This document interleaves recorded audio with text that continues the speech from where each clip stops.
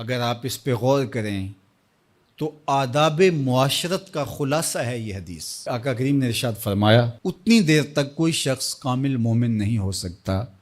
جب تک وہ اپنے مومن بھائی کے لیے وہ پسند نہ کرے جو اپنے لیے پسند کرتا ہے۔ ایک اچھا معاشرہ تشکیل دینے کے لیے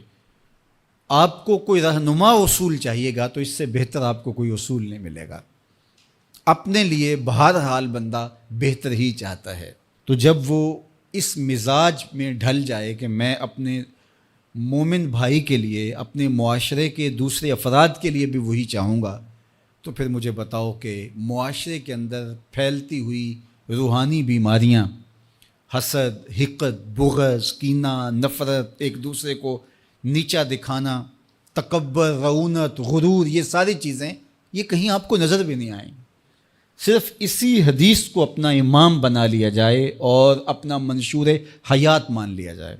محمد بن حنفیہ رضی اللہ تعالیٰ عنہ حضرت علی المرتضیٰ رضی اللہ تعالیٰ عنہ کے فرزند ہیں، لیکن حضرت سیدہ فاطمہ الزہرا سلام اللہ علیہا سے نہیں ہیں، اور حضرت امام حسن رضی اللہ تعالیٰ عنہ حضور علیہ الصلوۃ والسلام کے نواسے، تو بھائی آپس میں، تو دونوں میں کسی معاملے میں شکر رنجی ہو جاتی ہے۔ شکر رنجی جس رنج میں مٹھاس ہو، شکر ہو، میٹھی ناراضگی، کوئی بغض حسد پہ مشتمل ناراضگی نہیں۔ تو حضرت محمد بن حنفیہ ایک دن بیٹھے تو سوچا کہ وہ میرے عمر میں بھی بڑے بھائی ہیں، اور پھر دوسری بات یہ ہے کہ وہ رسول خدا کی بیٹی کے بیٹے ہیں، ان کا یہ اعزاز ہے، بہرحال مجھے تو یہ اعزاز نہیں ہے، پھر جوانان جنت کے سردار بھی ہیں، تو میں ان سے ناراض ہوں، وہ میرے سے ناراض ہیں، تو بات بھی کوئی اتنی خاص نہیں، تو اب دن بھی 3 گزر رہے ہیں، چلو میں ان کو راضی کر لیتا ہوں۔ تو گھر سے نکلے ان کو راضی کرنے کے لیے، تو واپس آ گئے راستے سے، کاغذ لیا اور اس کے اوپر اپنے بھائی کے نام مکتوب لکھا کہ میں آپ کو راضی کرنے کے لیے گھر سے نکلا تھا، لیکن راستے میں مجھے حضور علیہ السلام کا فرمان یاد آیا کہ جب 2 مومن بھائی آپس میں کسی معاملے میں الجھ جائیں، ناراض ہو جائیں، تو جو صلح میں پہل کرے گا وہ جنت میں بھی پہلے جائے گا۔ تو میں تو یہ گوارا نہیں کرتا کہ آپ سے پہلے جاؤں، تو میں ناراض ہوں، آپ آئیں اور مجھے منائیں۔ تو حضرت امام حسن نے خط پڑھا اور مسکرانے لگے، اور آپ تیزی کے ساتھ تشریف لائے اور اپنے بھائی کو کہا اچھا مان جاؤ پھر،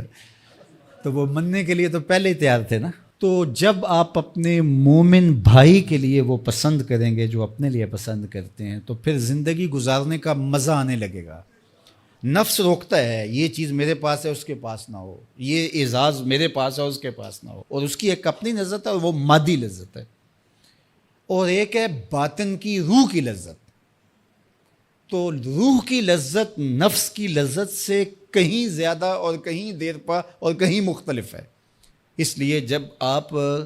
قربانی دیتے ہیں، ایثار کرتے ہیں یا کسی کو ترجیح دیتے ہیں، تو اس کی جو روحانی لذت ہے، آپ کو بھوک لگی ہوئی ہے، تو آپ کو ایک روٹی مل گئی ہے، تو آپ کو ایک ایسا شخص نظر آیا جو آپ سے بھی زیادہ بھوکا ہے، اور آپ کسی نمائش کے لیے نہیں، محض اللہ کے رضا کے لیے اس کو روٹی دے کر کے دیکھیں، خود بھوک کاٹ کے دیکھیں، وہ مرغن کھانوں میں سرور نہیں آئے گا جو اس بھوک میں لطف آپ کو آئے گا۔ تو حضور علیہ السلام کا یہ فرمان اپنے عمل کا حصہ بنا لیں، اور اپنے بھائیوں سے، جو خونی رشتے سے جڑے ہوئے بھائی ہیں، وہاں سے شروع ہو کر کے پورے معاشرے کے اندر اس کا عملی نفاذ کریں۔ آپ کو اتنا سرور آئے گا اور باطن میں اتنا نور آئے گا، اور اس قدر معاشرے میں خوبصورتی کی بنیاد پڑے گی۔ اور اگر ہم آج اس حدیث کو اپنے لیے خضر راہ بنا لیں تو یہ اس پہ عمل کرنا کوئی مشکل نہیں ہے۔ یہ آپ ابھی سے جب اٹھیں گے تو اپنے ساتھ والے کو ترجیح دے دیں گے کہ پہلے یہ گزر جائے، تو ابھی سے شروع ہو جائے گا یہ کام۔ تو یہ آپ گھر میں اپنے بچوں کے ساتھ، اپنی بیوی کے ساتھ، روزمرہ کی زندگی میں جہاں ملازمت کر رہے ہیں، کاروبار کر رہے ہیں، جن دوستوں کے ساتھ کھیل رہے ہیں حتیٰ کہ، تو یہ وہ چیز ہے کہ اس کا آغاز عمل سے پہلے سوچوں سے شروع ہو جاتا ہے۔ کہ آپ کسی کے لیے اچھا سوچنا شروع کر دیں. جو اپنے لیے سوچتے ہیں وہ اپنے بھائی کے لیے بھی سوچیں.